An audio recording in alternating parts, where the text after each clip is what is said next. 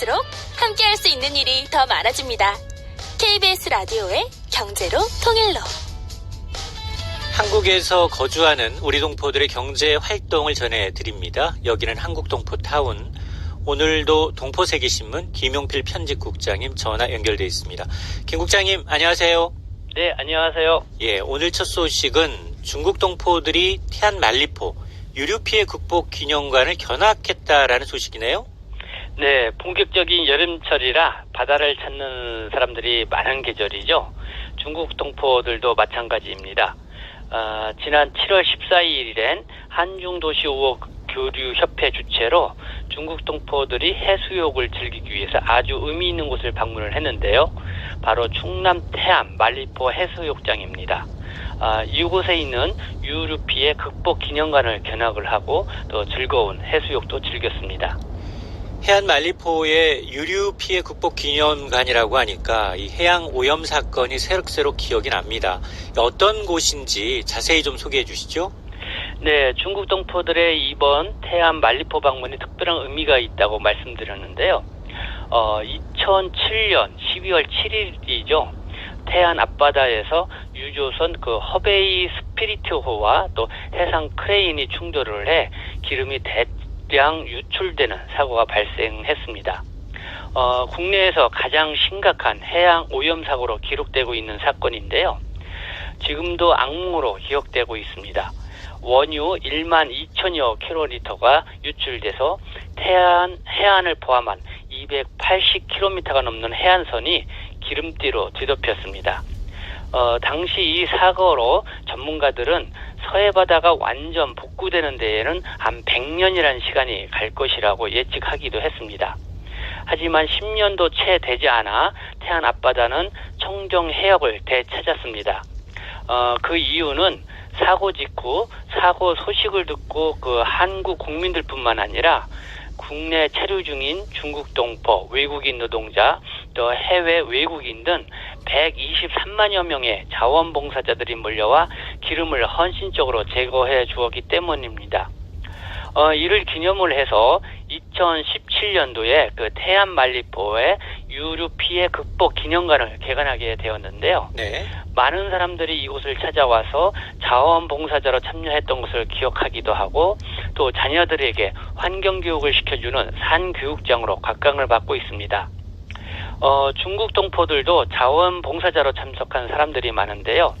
7월 14일 태안 말리포를 방문하자마자 유류 피해 극복 기념관을 방문해 견학을 하고 그때 그 기억을 떠올려 보기도 하였습니다.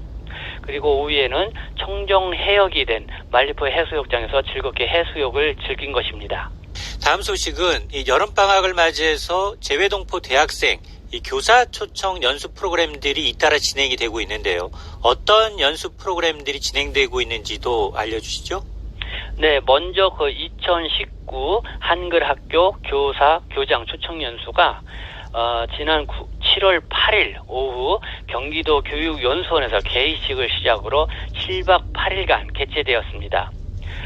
재동포 재단이 주최하는 이번 연수는 전 세계 한글학교 교사들의 교육 역량 제고를 목적으로 진행이 되었고요.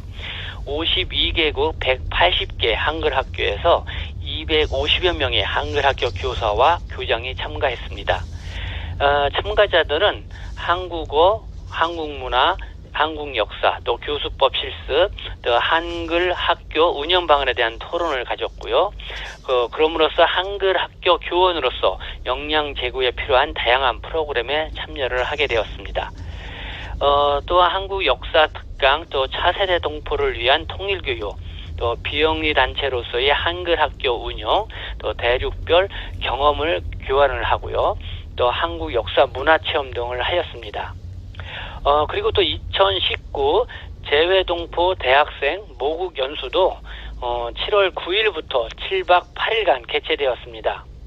올해는 39개국 444명, 그러니까 재외동포가 286명이고요. 국내 참가자가 한 158명으로 구성된 이런 참가 인원들이 3.1운동 및 대한민국 임시정부 수립 100주년을 기념을 해서 5개 도시, 그러니까 부산, 안동, 순천, 공주, 서울 이렇게 5개 도시를 돌면서 3일 만세운동 현장을 찾고 또 변화된 대한민국의 역사와 문화 또 삶의 현장을 직접 체험을 했습니다. 세계 한인 대학생 평화 토론 대회도 개최를 했는데요.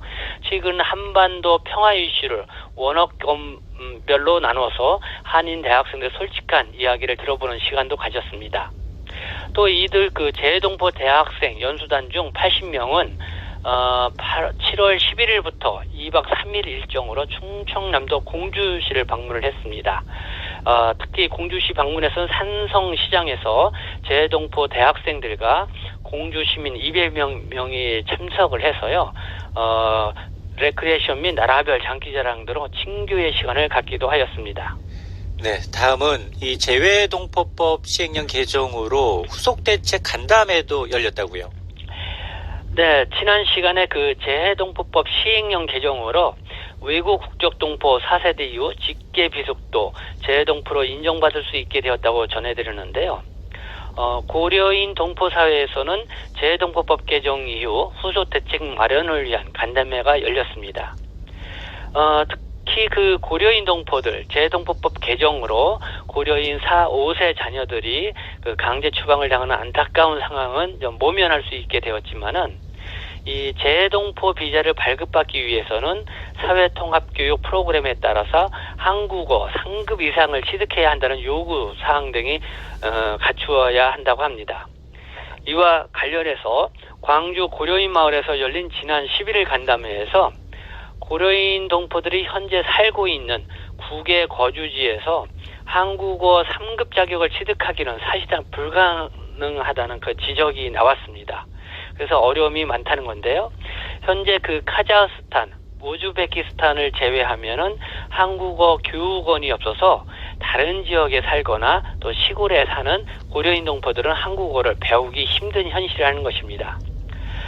그래서 현재 3개월로 되어 있는 방문 비자 기간을 1년으로 늘려서 한국에 들어와 언어 교육을 수료할 수 있도록 정부가 제도를 마련해야 한다는 이런 방안도 제시되기도 했습니다.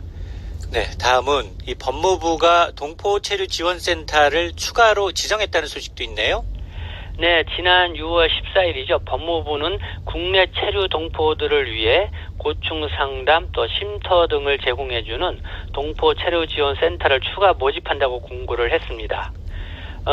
신청 요건은 최근 3년 이내 국내 체류 동포에 대한 고충 및 취업 상담 등 사회 적응 지원 경험이 있는 비영리 법인으로 바닥 면적의 합계가 한 300제곱미터 이상이 되는 곳, 또 동포 지원을 위한 적합한 건축물을 갖추고 있는 곳, 또 건축물이 여러 가지 재해라든가 재난에 대비한 보험에 가입돼 있어야 하고요. 또 상근 상담 직원을 3인 이상 갖추어야 됩니다. 그리고 또 30인 이상 수용 가능한 쉼터 시설을 갖추는 이런 요건이 있었는데요. 이번 공모 결과 기존 2곳, 그러니까 사단법인 한중사랑과 또 비영리단체 한중그룹협회 외에 신규로 5곳이 추가로 지정됐습니다. 새로 지정된 곳은 광주광역시의 사단법인 고려인 마을, 또 경기도 안산시의 사단법인 너머, 그리고 서울에 있는 사단법인 다문화 마을과 또 비영리단체 중국독보지원센터, 또 여기에 또 비영리단체인 한민족연합회, 이렇게 총 7곳이 동포 체류지원센터로 지정이 되었습니다. 다음은 이 외국인 관광객이 훨씬 빠르고 편하게 출국 심사를 받게 된다고요. 네, 지난 7월 10일부터 우리나라를 방문한 외국인 관광객은 출국할 때 별도의 사전 등록 없이 곧바로 자동 심사대를 이용해서 출국할 수 있게 되었습니다. 이용 가능한 대상은 국내 입국할 때 얼굴과 또 지문 정보를 제공한 17세 이상 단기 방문 외국인인데요. 주요 공항만으로 출국할 때 곧바로 자동 심사대를 이용할 수 있어서 빠르고 편리하게 출국할 수 있게 된 것입니다. 예. 지금까지 여기는 한국동포타운 동포세계신문의 김용필 편집국장이었습니다. 오늘 소식 잘 들었습니다. 고맙습니다. 네, 감사합니다.